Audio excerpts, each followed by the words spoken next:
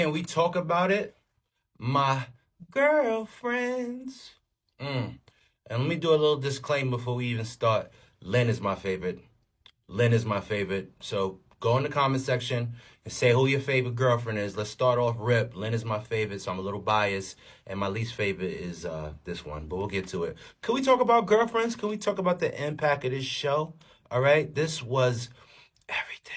Look at them.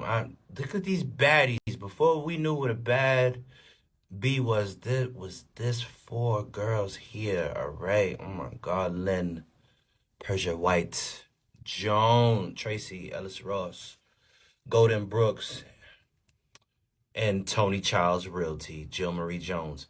All right, can we talk about Tony Childs Realty? All right, my least favorite character, but also my favorite character.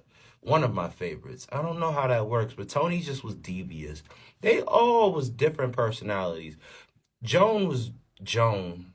A lot of y'all need to understand that each one of the women, the modern day women, can be found in these women. So if you need to know you dealing with any kind of woman, you don't know who she like, just go watch the episode of Girlfriends. You'll be like, oh, okay, she's a Lynn, she's a Joan, she's a Maya, or she's a Tony Childs Realty. I call her Tony Childs Realty. You gotta say her full name. Her full name is Tony Childs Realty. It's not, all right? And why did she marry the doctor, Todd? That was funny. Whoever thought of that, like, let's just have her marry a little white guy. That was comedy gold. This show was funny. And a lot of times it was through Tony. But let's not forget the unsung hero of Girlfriends, the fifth member, William. 'Cause he was smashing all of them. Can we talk about it? William was smashing all of them on the low. Listen, especially Maya, because Maya had that whack husband, Darnell. Darnell was the worst.